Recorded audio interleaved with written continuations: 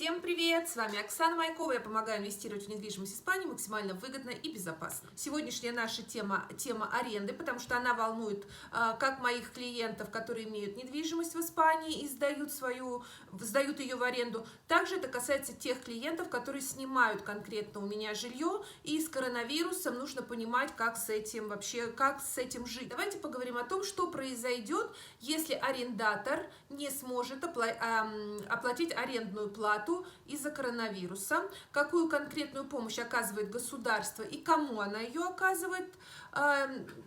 И, кстати, касается это только неплатежеспособного населения.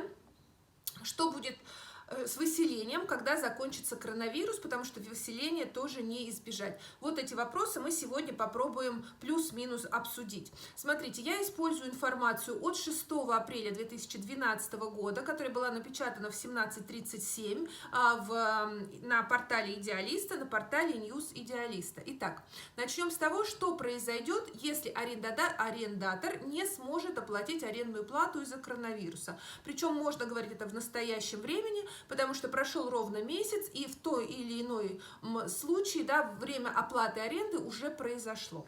То есть конкретно люди, которые работали по контракту и ее потеряли, они имеют право запросить временную отсрочку аренды оплаты или ее понижение. У нас с одной стороны те, кто снимает, другой те, кто сдают.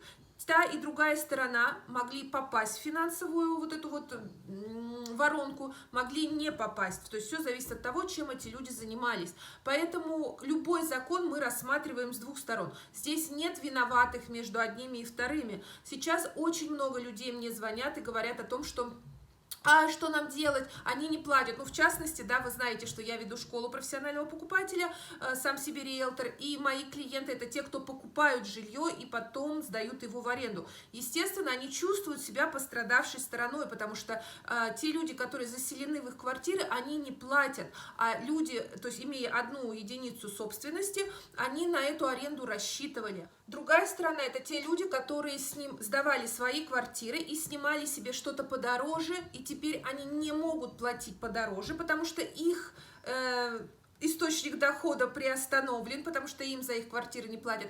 Но и выселить людей они также не могут, потому что, и получается, смотрите, те и другие попали в сложную ситуацию. И вот этот вопрос, скорее всего, нужно разбирать более подробно, уже исходя из конкретного случая. То есть здесь, опять же, я, кроме как по частной консультации, я не могу объединить в одном видео ту и другую сторону. Единственное, что должна сказать.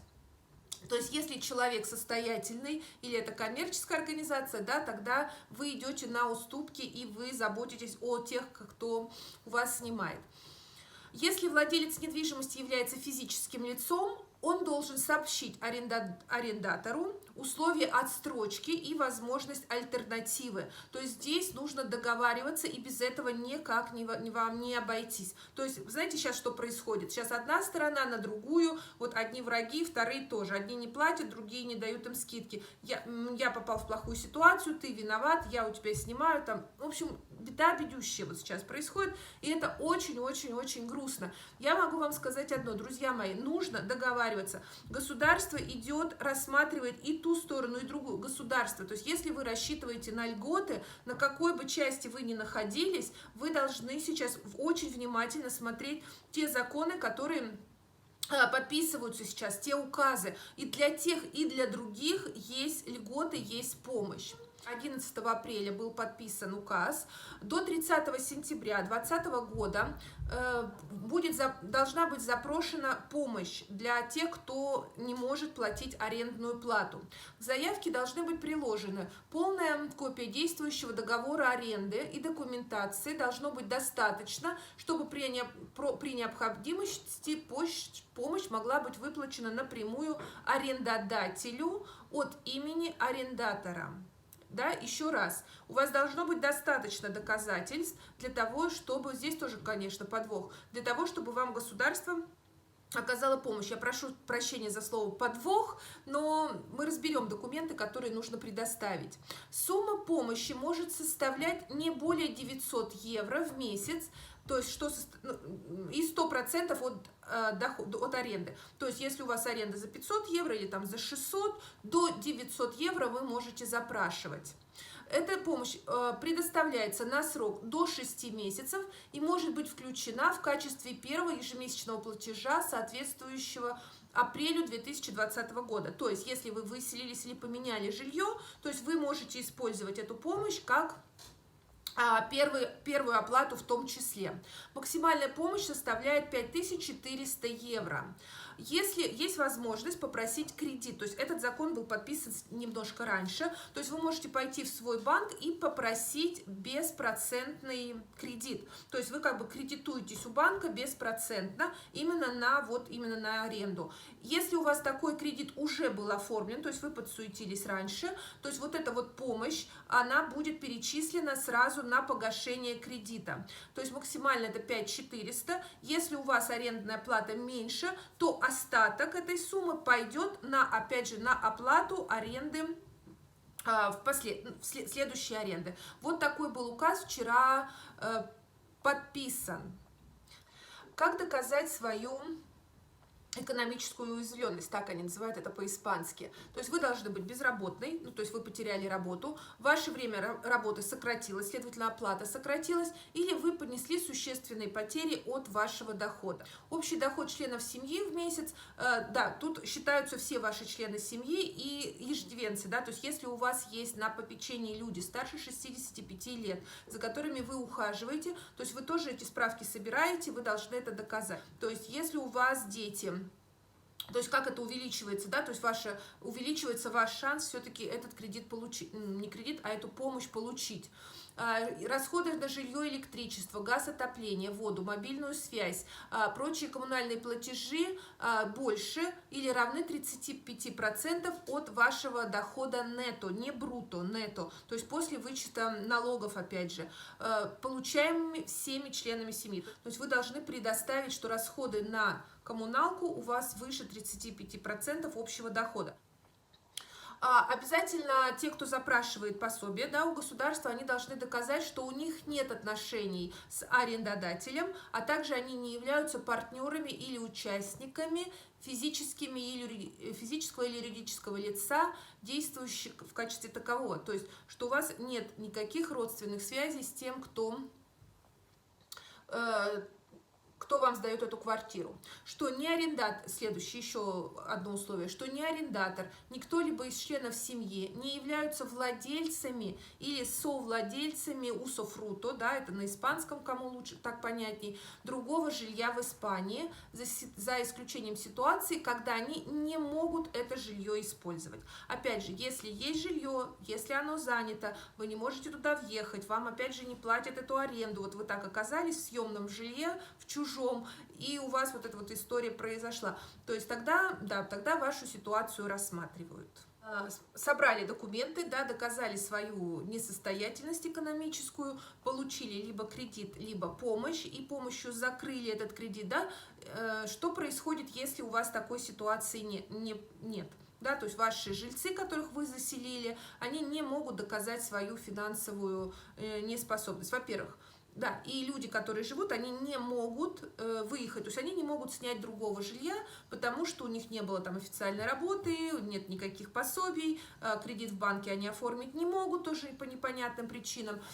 При этом дается, то есть это не значит, что они все заселились и будут теперь жить в вашей квартире. Государство дает 6 месяцев на то, чтобы человек мог это жилье себе найти. Опять же, да, если есть маленькие дети, нет возможности устроиться на работу, ну, там тоже целый список всевозможных документов. В этом случае, да, мы должны позаботиться о себе, как у владельца собственности, потому что, ну, тогда вы попадаете вот в такую неудобную ситуацию, проинформируйте социальные службы об этой ситуации, и, опять же, для вас, как для владельца жилья будут применена определенная